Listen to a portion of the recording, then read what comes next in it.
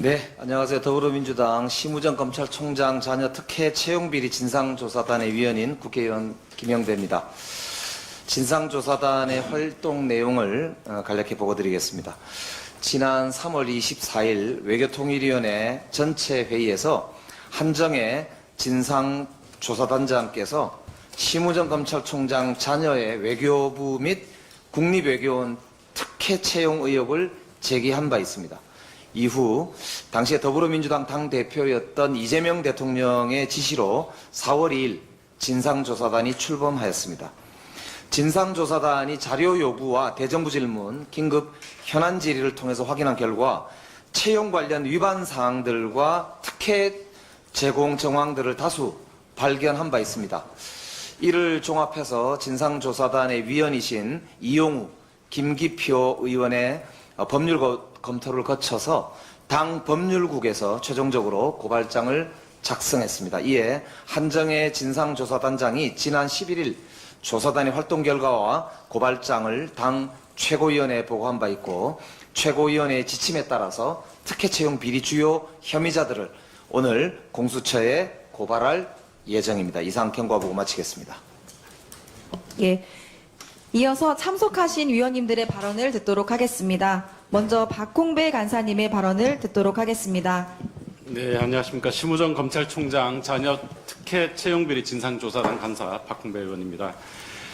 심우정 검찰총장 자녀의 특혜 채용비리는 지난 3개월간 윤석열의 파면과 조기 대선이라는 역사의 소용돌이 속에서도 많은 국민들의 관심을 끌었습니다.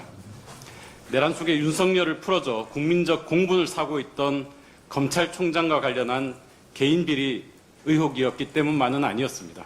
오히려 국민들이 참을 수 없었던 건 대한민국의 공정의 원칙을 무너뜨리고 청년들에게 감당할 수 없는 박탈감과 분노를 안겨놓고도 마치 아무 일도 아니라는 듯 태연함과 뻔뻔함으로 일관했던 심우정, 조태열 등의 태도였습니다. 오늘의 고발 그리고 공수처의 신속한 수사로 무너진 공정과 정의가 바로 세워지고 상처받은 국민들과 청년들이 위로받을 수 있기를 간절히 소망합니다. 심우정 검찰총장의 딸 신민경 씨는 명백한 자격 미달에도 불구하고 거듭 국립외교원과 외교부에 의해 채용되었습니다. 외교부와 국립외교원은 신민경이 학위를 취득하기 전이거나 전공이 다르면 응시 자격을 바꿨고, 경력이 부족하면 무급 인턴 경험까지 실무 경력에 가산했습니다. 서류 한 장만 받으면 될 경력 확인 서류는 절대 받지 않았습니다. 서류 전형 1등, 2등의 경쟁자가 있어도 심은경에게는 아무런 문제가 되지 않았습니다. 3명의 면접위원 중에서 2명이 자신에게 전 항목 만점을 줘서 결과를 뒤집었습니다. 필기시험에서 몇 점을 얻었는지 알 수도 없지만 상관도 없었습니다. 채용 공고에 필기와 면접을 각각 50%씩 반영한다고 해놓고 면접관들은 면접 전형에서 거의 만점을 받은 심은경을 위해 면접 점수만으로 합격자를 결정했습니다.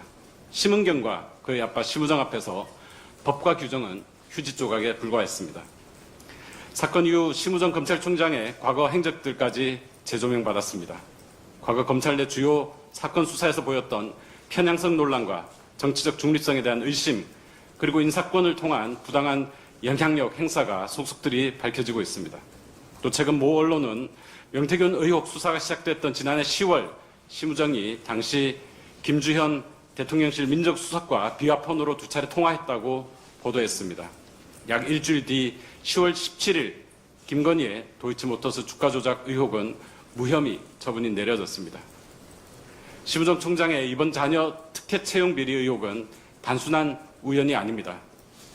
누구보다 공정과 정의를 수호해야 할 위치에 있는 검찰총장이 자신과 자신의 가족을 위해 권력을 무기로 공정을 짓밟고 정의를 훼손했습니다. 이는 국민의 기대와 신뢰에 대한 배신 행위로 결코 용납될 수 없습니다. 오늘 진상조사단은 국민의 뜻을 받들어 심우정 검찰총장을 비롯한 관련자들을 고위공직자범죄수사처에 고발하기로 했습니다. 공수처는 이번 사건을 철저하고 신속하게 수사해 대한민국의 공정과 정의를 회복해 주시기 바랍니다. 국민 여러분께 다시 한번 약속드립니다. 불의 앞에 침묵하지 않고 공정과 정의를 바로 세우는데 모든 노력을 다하겠습니다. 감사합니다.